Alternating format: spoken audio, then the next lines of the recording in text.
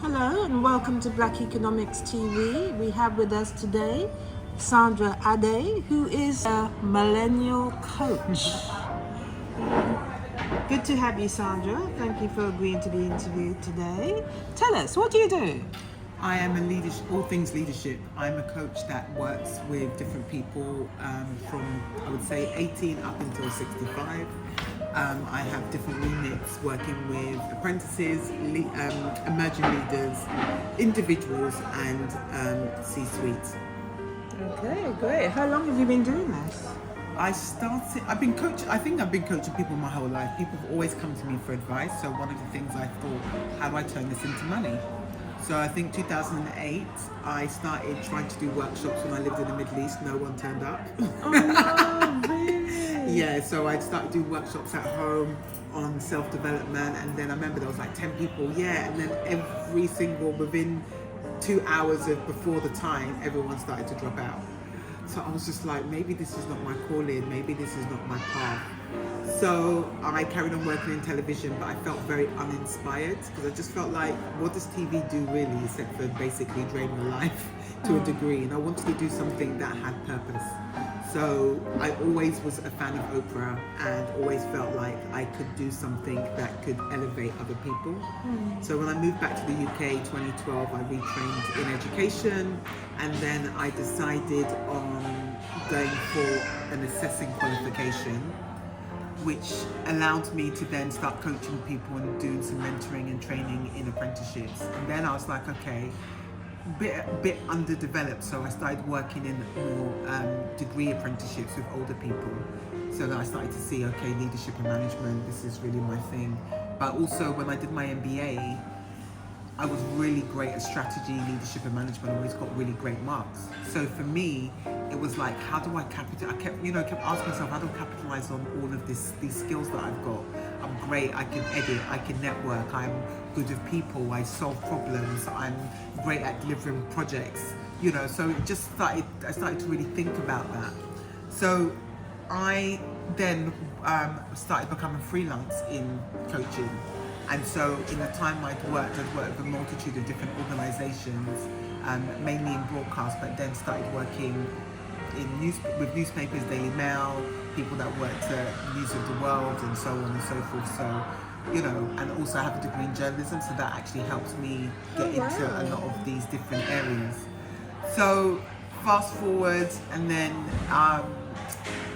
worked as L&D manager, worked for a consultancy, project management. And I didn't really like it because when you are an expert, people bring you in and listen to you. When you're an employee, people don't listen to you. You are just an active agent of execution, that's it. So when I started to really realize that, as in your 40s, life changes and you change in how you view yourself. And when I knew that I was an expert in what I did, I wasn't prepared to just take what you're telling me. I'm prepared to invest in what I'm doing and also in myself. 2020, I got my MA or ILM7, the same equivalent in executive coaching. Because when I feel like I'm hitting a brick wall, I go and study. I like studying. I'm one of these people that I'm always studying something on coaching, because the dynamic of how our attention span has evolved is reduced. Therefore, we need to be able to capture people's attention in different ways. So if you're coaching someone who's younger, how am I going to be relatable? If I'm coaching someone who's older, how do I be relatable? So I need to be able to understand the dynamic and how they live and work. So, yeah. Okay. You must find it very fulfilling. I love it. When you see someone transform, I'm working with a girl who works in pharmaceuticals at the moment, and 12, 13 weeks ago, she didn't want to be visible. She's a mum, she wants to just pay her mortgage. 12 weeks later, she wants to be visible. She's now got a voice. The directors are hearing from her. This is the transformation that I see. And transformation only happens when you choose for it to happen. I'm not interested in working with anyone that just thinks, oh, I need a coach, I'm just going to do it because it's trendy. If you want to transform your life, I am the right person for you. Okay, fantastic. And I really do believe that we have the power to be the person that we desire to be, even if we have forgotten that that is what we wanted 5 years ago. But we know that it still lives inside us. So I like to get the magic out of people. So how do people find you? I have a website, www.core-beginnings.com. That's my corporate company and I have a 90-day development program. So that's a 3-month development program. I actually can see that it needs to be extended because it's 90 days is scratching the surface of development. Yeah. Another 90 days is actually really getting into the grips and to the clearing out the closet of who you are. You know, so I think I'm going to have to change it to a yearly program because of transformation doesn't happen overnight. So anybody that watches these people that say, in 30 days you're going to be a millionaire, don't believe the hype. That doesn't happen overnight. People haven't been successful overnight. I met Dean Forbes when I was 17. He has always, the guy that he is today, he has always been a gentleman from back then. And this was in the 90s. He would always have a vision, always speak with vigor, force, ambition, but never arrogant. Never arrogant. So who Dean Forbes is today is who he was supposed to be. Because this is, at 17 when I met him, this is what I met. So I'm not, when people say, oh, this happened in this person's life, if that's what you said to me 15 years ago, 20, that's what I was expecting. But your transformation is based on your desire to transform. Please tell us who Dean Forbes is, for those people who don't know. Dean Forbes is the chap that runs Forbes Family Group. He is become one. I'm not sure if he's a billionaire, but I know he's getting close to the billionaire status. And he was homeless. He went through a lot of trials and tribulations, but then he started working for an organization where he was really strategic in its growth. They sold it for 2 billion euros, and that's how he became as successful as he is. In addition, I believe that he's in the landscape of the housing and development sphere. And so watching his growth, for me, I am happy to see where he is. And I don't think that we spend enough time being proponents for other people's success. We spend a lot of time saying, why is it not me? If you want it to be you, you can make it be you. But if you look at your life, what are the daily tasks you're doing in order to get you to the place that you want to get? So this is where coaching for me, you know, and also my YouTube channel, The Millennial Coach, I think it's 8847. They put a number at the end of names now on YouTube. But I started in August, and I've taken it a little bit more seriously because I really feel that we, as human beings, we are always striving for more. And it's not necessarily financially or materialistically, but it could be internally. Because development's an inside-out job. It's not an outside-in job. So anyone that is looking for that whole experience of trying to, for me, that experience of trying to look amazing on the outside, but you're shallow and broken on the inside, doesn't work for me. Your gold shines from here, and then people can see it on the outside. You don't need to have fancy this and lashes and, you know, lace fronts and sexy outfits. You don't need all that. Because all of that will shine from the inside. Someone meets you, they know that there's something magical about that person. So for me, I really believe that there's gold in all of us, but you've got to recognize that you're ready for that transformation. And that's when you call me. Okay, fantastic. So tell me a little bit about your background. Tell me about growing up, your childhood dreams, aspirations, maybe early careers that you had when you were trying to find your feet. Tell us. I grew up in Tottenham. I was born in the street.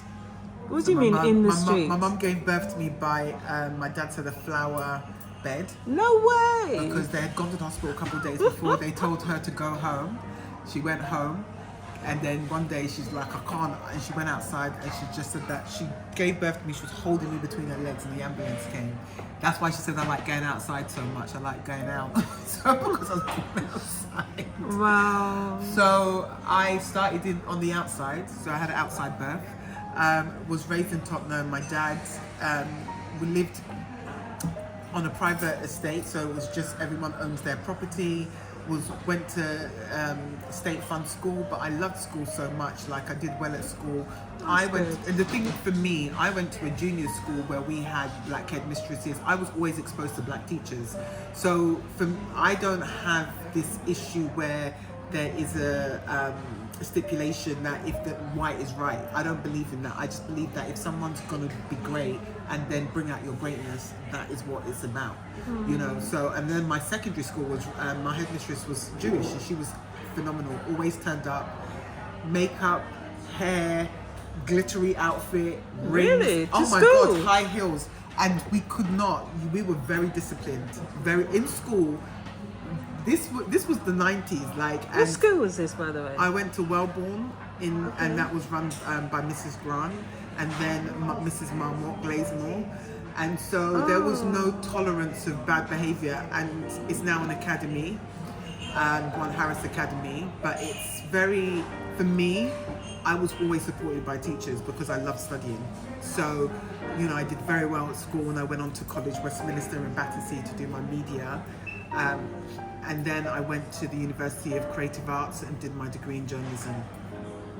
That was a challenge because I didn't understand the black news at the time. So a lot of my articles were based around black stories. And one of the things that I challenged the lecturer on, he kept talking about yardies. They're drug dealers. I said, that is not.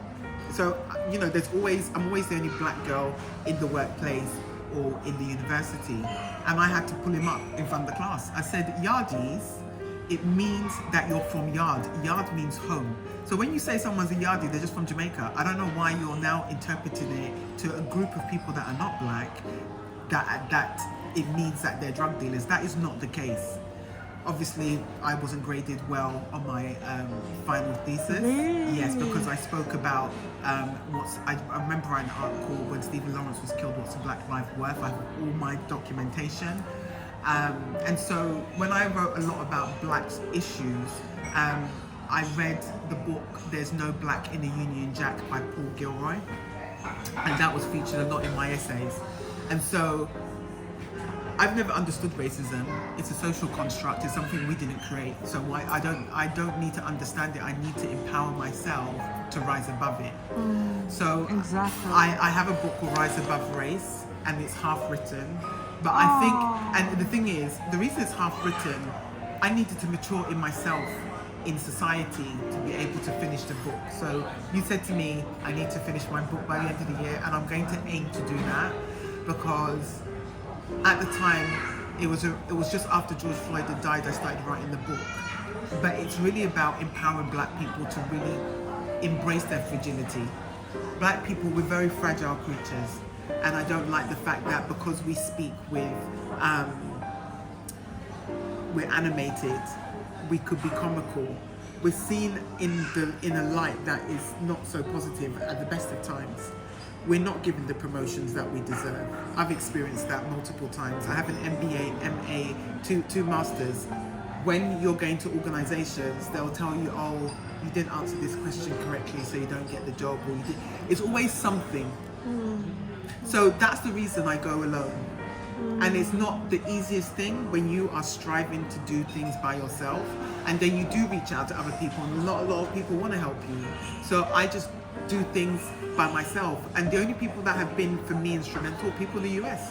Black people in the US, I've got a brand manager, he works with me on my podcast. He has been patient. I have been very reluctant to do a YouTube channel, but we finally have got it up and running, and he's like, I've been waiting for this. I have people that are championing me, and it's a lonely journey, especially when you know you have greatness inside you. So for me, growing up, my dad's been always the kind of person, I say, Dad, I'm gonna try this. He's like, go for it. You know, he always wants to see me do well. And it doesn't matter what I do, he's always my hero. And I've grown up with two parents, a two-parent household. I'm the youngest of three. I'm the most adventurous. I'm the one that, you know, at 26, okay, I'm moving to the Middle East. You know, and I think my parents were like, this child of ours, like, is she ever going to settle? Child. Yeah. You know, and so moving to the Middle East was a new dynamic. you know, I wasn't getting promoted here, and I wanted to be in management, and I got a job, and I moved out there at 26. What part of the Middle East? Bahrain. Really? Yeah, I started in Bahrain. Wow. Bahrain is one of the most beautiful Middle Eastern countries in my opinion. I haven't gone to many. Wow. It's very calm, people are very loving, and the US military don't hurt, you know. Okay. You know. Okay. So I dated a US military guy from Atlanta for a couple of years while I was out there. Just a beautiful experience, just being, you know, being there, being around people that are very authentic in Bahrain, and the food is so fresh. Like, you ask for pomegranate juice, they're in the back squeezing out the pomegranate juice. Okay. It's not, you're not getting Not all these this- carton stuff. No, you're getting the freshest of the freshest, and you're not spending stupid money on brunches. I don't spend money like that. I spend money shoes, but Oh, is that your? that's my thing. Okay. But I don't spend money unnecessarily on things that I wouldn't normally spend money on. I don't think there's any purpose. So for me, that's where TV took me, because I watched an interview with Naomi Campbell before she was being interviewed by somebody, and she said, if no one's giving you the opportunity here, find it somewhere else. Hence the reason that's when I moved. Because the only role models I had that were alive was Naomi Campbell, was Oprah. So these are the people, when I was going for my career in TV, this is who I was watching and taking notes from them. I read a lot of books, I studied a lot about the Black Panthers, the Ghanaian independence. I studied so much about understanding how great it is to be a black person. So that's the reason that I just do things without any fear, not overthink it. Because I'm thinking, well, Kwame Nkrumah, you know, made Ghana independent. Why can't we do things here? And yes, maybe I was naive and I didn't have that experience of racism, and I soon experienced it in terms of the barriers that are put in front of me.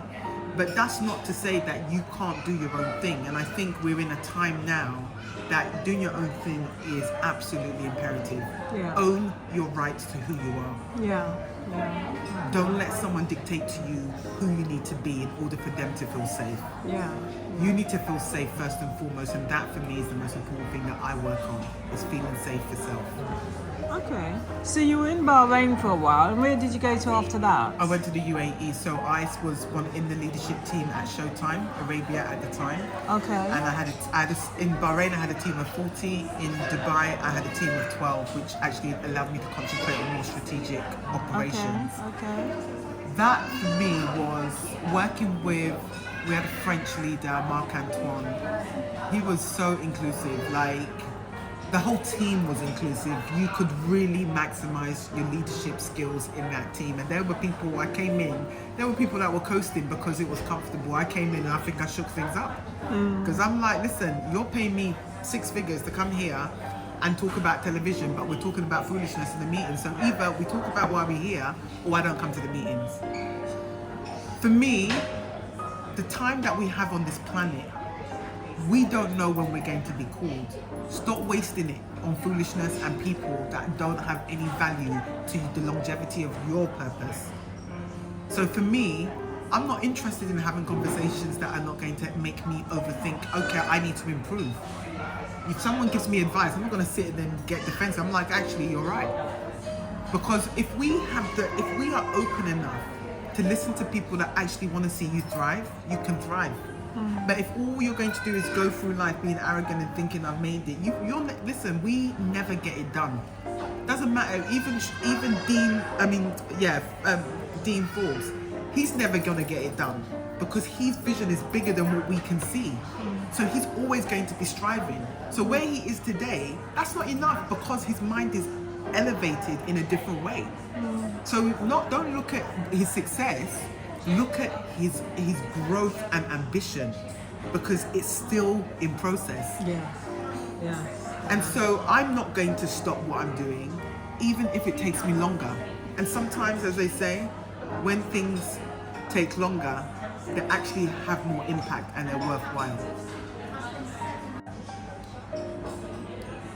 So Sandra, I hear you're writing some books. Tell me about the books you're writing, please. Well, I did mention that I'm writing one called Rise Above Race, but I'm in the process of thinking of changing it to Black Fragility. Oh. because we need more guidance on how to be fragile and not spend time fighting people in the workplace to be seen. You've got to see yourself first before anyone can see you. This is our challenge. And this is not based, yes, this is a race thing because black people are underrepresented and invisible in workplaces. And I recently did a workshop called Back to Excellence at the FCA for Black History Month. So one of the things for me is giving people tools to grow their internal power. We've got to stop looking outside of ourselves for validation, for love, for respect, and for peace. All of that is here. We are so focused on what people think of us that we stop thinking about what we think of us. And you know who are making our decisions? Not you. That's why it's so important that we rise above our race and we start really seeing ourselves as amazing human beings. Because one of the things that I said to myself when I left uni, I'm going to work for some of the top brands, and I did start at CNN. And my race is not going to be the reason I don't succeed. It is going to be the reason I succeed. Oh. So it's really important for me when I'm writing to be in the space of who I want to be when I read it, not just who I am when I'm writing it. The second book is, again, they're all half done. Like I get carried away with other things. Is about what happens when you lose your job. So we're living in a world where there's no guarantee, there's no job guarantee, there's no job security. I don't believe in that. I believe, and that happened when my dad was made redundant from London Underground. And the stress my mum gave him, it bothered me so much to the point that I said, I'm never going to have a job forever. I am going to be my job forever. I am the job. So that really motivated me. I started freelancing when I was 23 in TV, so I was working in different companies, just working. And the thing is, you go in, I'm not interested in politics. I really don't care why you don't like that person or why you're trying to get one over. I'm not interested. That means to me, from a coaching perspective, you operate from a place of lack, because if you spend time trying to bully somebody, what is it you're lacking in yourself why you need to now go and do something to someone else? That for me is mindset poverty. Because when you have a poor mindset, you're doing the most to get attention. But if you have an abundance mindset, you don't need to do anything to anyone. You are attracting all the good. So the poverty mindset, and my podcast, The Millennial Coach, DA, The Millennial Coach, I talk about all of this stuff. And I talk about it through research and self-lived experiences. But working in a space, one thing about going back into the workplace, be clear about what your objectives are. So if you're in there now, you need to build a house, you need to buy a house, you need to buy a car, you need to invest. You need to start thinking about, why am I waking up in the morning? Because what we think about is we can't stand Shelley and Sharon and Frank and Pete gets on my nerves and I'm at that ridiculously. That's what I hear from people who go to jobs. They're so tired of the people, but you're not focused on your goals. What are you going there for? Because it can't just be to pay bills. That is not living, that's surviving. So that's where the poverty mindset comes in. If you're just waking up and all you're doing is complaining about the people and the bills, you're not looking at your blessings. You're not thinking to yourself, I've got all my limbs. There's people that are in wheelchairs. I woke up this morning. There's people that didn't wake up this morning. I actually have an abundance of people. If anything happened to me, I could pick up the phone. Do you know that some people, they can't call nobody? Even if they're sick, they ain't got no one to call. So when we look at our life, we're not even grateful for the fact that we've got running water. Some people can't even get water. Some people have to walk 3 miles to get even cold water. So that, to me, let's just start at the basics. Time. I talk about time. Invest time in yourself in order to be great. Don't invest time in others until you are self-full. Not selfish, self-full. So what are you saying that people should do if they lose their job? I definitely would say, first of all, you need to heal from the trauma because there's something that created this loss, right? And we carry energy into different experiences, but we don't deal with the energy because energy doesn't die, it just transfers. So if you've lost your job, what were the reasons behind it? Were you not delivering? Did you not fit in? And sometimes some people are just plain nasty and you just were a victim to other people's nonsense. I get it, right? But don't spend time, it's because of them. No, okay, what can I be accountable for in this situation?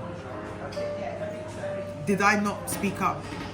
Did I address this situation from an antagonistic perspective? Was I too aggressive? Was I not aggressive enough? Because at the end of the day, every experience, whether it's your work, your relationships, your situationships, you are the common denominator.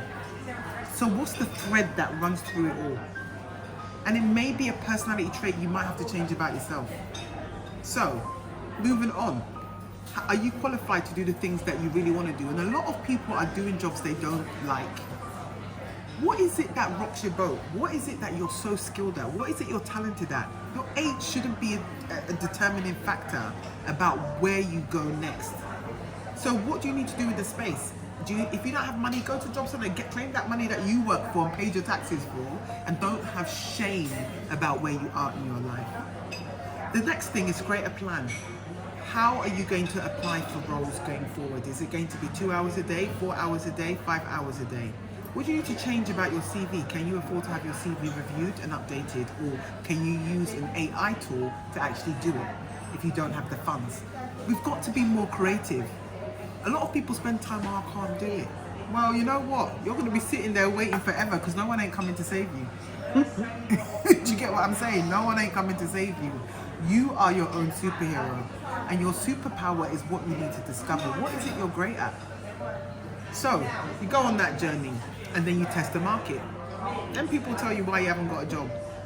Then you might have to say, okay, while I'm looking for a role, can I volunteer? Because energy transfers, remember. So if you're actually being active in a role, every time I haven't had a job, I've done voluntary work and then a job appears. Because you're now active in the space. You now have your expertise. So don't take it. And with voluntary roles, they pay your expenses. So don't think, oh my God, I'm only doing it for... No, you're doing it to gain experience. And you might do a voluntary role in an area that you're really interested in going. Reach out to recruiters, have conversations. You might not have anything at the moment, but what can I do differently to be able to get in front of X? Go onto LinkedIn, email everyone that you think is going to add value to you.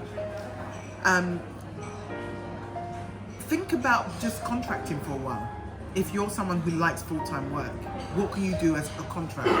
And why I say don't worry about how much you're getting paid, what you're going to get paid for what your skill set is, it might not happen today, but it will come. I always say if you're good at something, the money will follow. So don't rely just on, oh, I'm going to send job applications. And also, don't do that scattergun approach where you're just sending one CV. You've got to adapt your CV. So if you've got a skill in coaching, adapt it to a coaching CV. A skill in HR and L&D, that's what I've got. Adapt that to that. If you've got a skill in project, and then adapt it to project management. And then when you see the different roles, you send your different CVs. Use AI to make your personal summary strong. Ask, when you speak to AI, you speak to it like it's your best friend.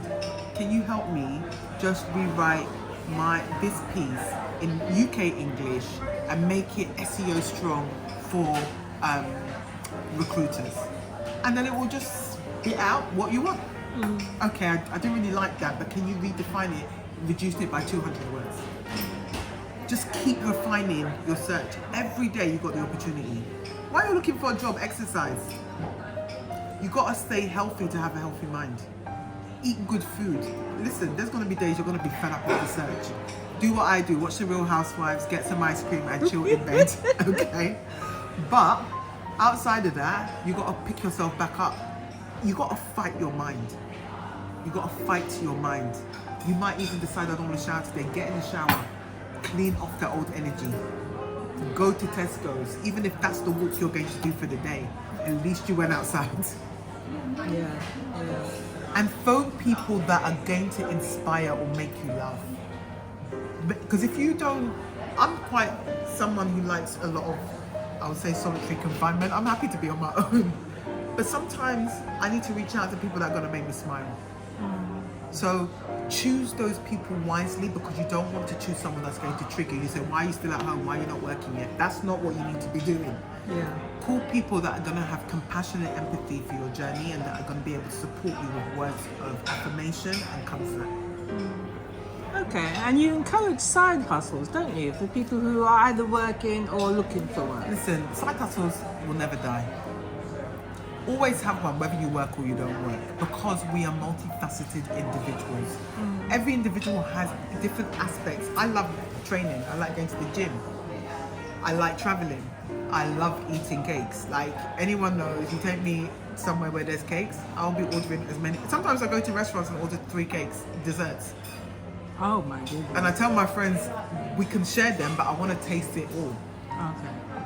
Sometimes I eat them both by myself. Like, and I tell people, don't judge me, I'm enjoying life. So if you're side hustle, what is it that you're good at? And it could be, let's not even dismiss things like gardening. You might be a great gardener. How can you make other people's gardens look as amazing? You might be an amazing cook. You could just send a message to 20 people and say, I'm preparing, I don't know, jollof and chicken for people's lunches, so you can pick it up at this address. It's £8 on the way to work in your borough. There's things you can do. You all have skills. Everybody has a skill. And if you haven't found out what your skill is, really start looking at, what am I good at? Ask yourself many questions, because there are things in you that you don't even know you have. So side hustles, I definitely would say they're not new. So when people are like, oh my God, I'm doing side hustle, I get bored, because I'm just like, it's not new. Everyone's been doing it. So who's selling Forever Living? Enough people are selling Forever Living or Neil's Yard, or they're doing something on the side of their full-time jobs. Because it's also not just a belief, I need to make money. A lot of people do things from their passion that then turns into their vocation. So it's about understanding your own strengths and how you can capitalize on those. Okay, great. Now, one of the topics you were discussing on your YouTube recently is about singleness. Yes. Tell us, what's your theory around that? Listen, being single ain't a death sentence. I don't know what is wrong with women and men in this day and age, in the sense of, I talk about being single a lot on my podcast because I'm happy. Like, you don't have to wake up and be worrying about, you gotta get ready for this, you gotta do this, you gotta feed somebody, you gotta cook dinner. I make all my juices and then I freeze them. I don't have to share them with no one. I can go Costco, go and buy all my meat, put it in the freezer. It ain't gonna disappear overnight. You don't have to be stressed about things. You then redefine what single feels like. Single can feel good if you choose it. Travel when you want. Eat when you want. Take yourself out for dinner. Go to the ballet. Go to the theatre. Take yourself to the cinema. I drive to Brighton. Sometimes I wake up and I just drive to Brighton and spend the day on the beach. You have so much freedom in being single that I don't understand why people are thirsty to get in a relationship, and then what happens? Oh, he gets on my nerves. He makes me sick. She's too demanding. She's always I just think, if you're in a relationship, that should be your peace. That shouldn't be stress. And if you're single and you are waiting patiently, like myself, for that king to come into your life, be happy in the waiting. That's where people go wrong. A lot of women, after 35, you're trying to get pregnant by some guy that is a nightmare. Then you got to live with this child's father or be in contact with them for the rest of your life. Who wants that? Who wants that? Like me, I don't want that. And the thing is, when you have children with someone, pick your partner wisely. To the men, pick your wife wisely. To the women, pick your husband wisely. And to the same-sex relationships, pick your partners wisely. If you're going to raise another human being, what you invest in that person, that small human, has to elevate them to a different degree that you are even going to be proud of yourself of how you've raised your children. That is health right there. So when I talk about being happily single, it's about just living in your joy, living in your peace, living in your authority, living in your queendom or your kingdom. That is what that is about. And going for your goals. Don't stop, keep learning, keep growing, keep getting feedback. And I will say, if you're single, when I talk about being single, go to healthily married or partnered couples and ask for feedback on your personality. Because some of you are difficult to be around. So if you don't get healthy feedback from healthy couples, you're not going to be able to grow. That's the one thing that I always say. Be around couples that can advise you into a healthy relationship. That for me is key. I surround myself with a lot of married people because I like being around them. And I'm learning how to communicate. And then when they have problems, I say, how do you deal with issues? And if you both might be stubborn, but you've overcome it, you've been together 15 years, 20 years, whatever. I want to learn. I want to learn. And you never stop learning. It doesn't matter if you're 24 or you're 64. You do not put a stamp on your learning. Okay, tell me about the toxicity of jealous friendships. Ooh. So let's start with Oprah first of all. So she recently did an interview with her best pal Gail.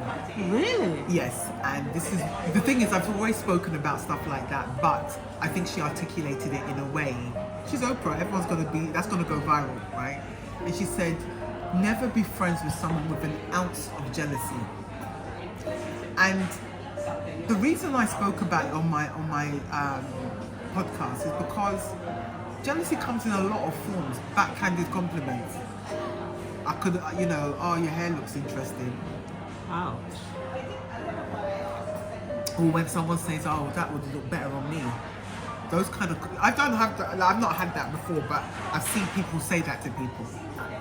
Or you'll say something good, and when someone will wince. You say something, oh, I've achieved this, or I've made $1 million, or I've made 500,000, and they were like, how comes that you got to make it? But they're not genuinely happy for that. Oh, well done. You don't have space for that, because that will hold you back. People that do not have your best interest at heart are a form of toxicity that you need to be open to seeing. We don't always check our friends. We're there worrying about, after 3 months, oh, are we a couple yet? But are you checking your relations after 3 months? Is that person thinking about the friendship in the same way you're thinking about your friendship? Friendship isn't something to be taken for granted. It's still a relationship you need to check in with. And you need to know that people want to see you do good.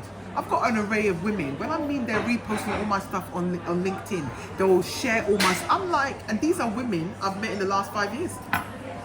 So friendship to me, I'm not that person that, oh my God, I've known you since I was 12. I'm not interested in that, because that person that you've known since you were 12, have they grown the same way you've grown? And if they haven't, what resentment are they going to have towards you? So you've got to always think, just because you've known someone a long time, it doesn't mean that they're good friends. It does not mean that you have to hold on to them. And don't be scared to cut people off, because you make space for new energy. So toxic friends for me, that is again, that poverty mindset. That lack then you have to be unkind to someone. And some people, when they're trying to deliver feedback, they're nasty with it. That friend is not the person that is going to help you be a better version of yourself. That friend is going to help you stay at the bottom where you are, because they don't want to see you rise. So sometimes you really got to check, what is it that you feel when you leave that conversation with that person? If I feel heavy and I have to overthink the friendship, you've got to go, mate. You've got to just take your stuff and get out. Because you've got to think to yourself, do I leave energized, light, spirited? That's what good friendships do for you. If you leave heavy, you leave as an overthinker, you leave questioning the meaning of what that person was saying to you. That is a level of toxicity, because good things don't make you question their intention. Well, not good things. Good people don't make you question their intention when they talk to you. You don't think about the conversation. You think about it in a way like, oh my God, I'm going to take what Dawn said and I'm going to actually implement it today. I'm going to tell her the outcome. You're excited to give her feedback on her feedback. That is healthy. Jealous friends, they've always got something to say. Even when you're in your happiest moment, they're not the people for you. So be very, very aware when you have friends, you need to check the thermometer. Say something and watch the reaction. That micro expression, that's what most people miss. Or it's a red flag, but you're saying, oh, she's just having a bad day. No, stop making excuses for bad people. Stop making excuses for toxic people. They just talked about it because they've had a tough life. We've all had struggle. Doesn't mean that we need to come out fighting and be nasty. So you need to check your friends as you check your partners and you check your children.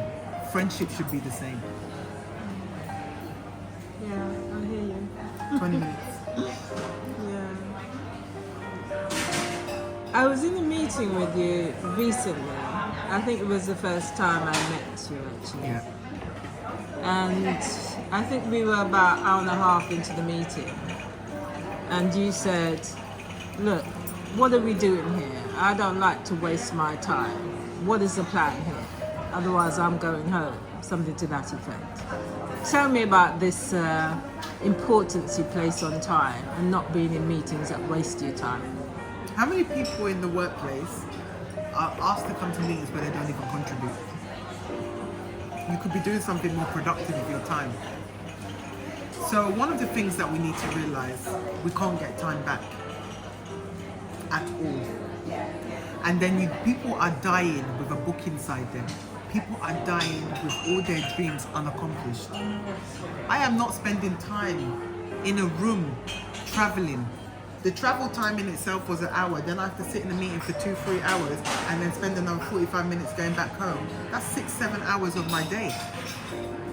So let that be valuable, not just to me, but to the people in the room. That's why I have to speak up. My time is just as precious as your time. Your interaction is just as precious as my interaction. So I value you in the room, what you contribute and how it elevates me. If I'm spending time in a room that doesn't elevate me, I don't need to be there. We have to start being choosy about how we spend our time, because we're too frivolous. Like, we don't care about, oh, let's just chill out, let's hang out. Yes, up to 30 years old, you got all the time in the world. After that, you need to wake up. Let's get out the comas that we're in, because a lot of people, I've said this before, we're surviving, we ain't thriving. So if I want to thrive, I need to thrive in the time and space that is giving me good energy and has a purpose to create impact. Purpose and impact for me are two of my key words. If me and you are going to sit in a room, what is the purpose and what's the impact we're trying to create? And what are the steps that we're going to implement? That's what I was after. What's the steps to this? What is the goal? And I know that it's a formation at the moment and it's formulating something. So I'm going to be patient. But after 6 months, if we're still having a conversation to get to know each other, then we haven't accomplished anything. And that's not just, I'm not even talking about that meeting, I'm just talking in general.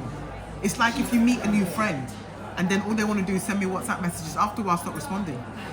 Because if you want to invest, that means we connect, we meet up, we do things together. We really learn about each other. If you're just going to send me a useless WhatsApp message, I ain't looking for pen pals. So that's why if you want to date and you want to WhatsApp me, let's just not date, because I'm not looking for a pen pal, I'm looking for real life experiences. And I'm looking for human connection. Connecting from a human perspective, the power in connection. And I've done the podcast on that. It elevates your levels of intellect because you're able to feed your mind.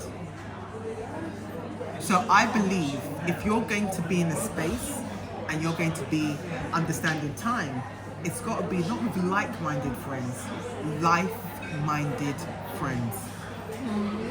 Because if Dean Forbes is my friend and he's built a 2 billion euro business, Dean, how do I build a 2 billion euro business?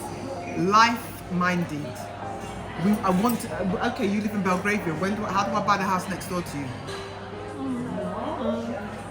I'm not interested in trying to have friends. Oh, you go to an event. Hi. You don't really know each other, but like, no. Let's not pretend. When people say, oh, yeah, I know that. No, I don't. I tell people, no, I don't know them. I've met them once. I don't know them. I'm not going to now claim Dean as my best friend. I met him at a time in my life before his fame. What I do know, that spirit has never died of who he is today. There's a difference between knowing someone and being in the know with someone. I don't know Dean. I've been in the know of Dean. So this is why when I speak up, you need to actually elevate my spirit. I'm not coming to pour into you and I get nothing out of it. Those days are gone. Be self-full, not selfish. Okay, well, I think you're quite a powerful woman, actually. Thank you. You're kind of almost quietly powerful, and you have great wisdom that you're sharing. So thanks for that. Thank you. And I hope that no makeup was busy today. So hair and makeup didn't show up. We haven't noticed. You look amazing. Thank you. So I just want to say the one thing before I go is remember who you are as a person. Remember your dreams. Remember your families, why they came to this country, why you were born here, why they were born. Nothing that we are here for has been in vain. And that's why I won't stop moving in the direction I want to move in, because my parents didn't struggle for no reason. So remember where you're coming from in order to know where you're going. That's great. Thank you.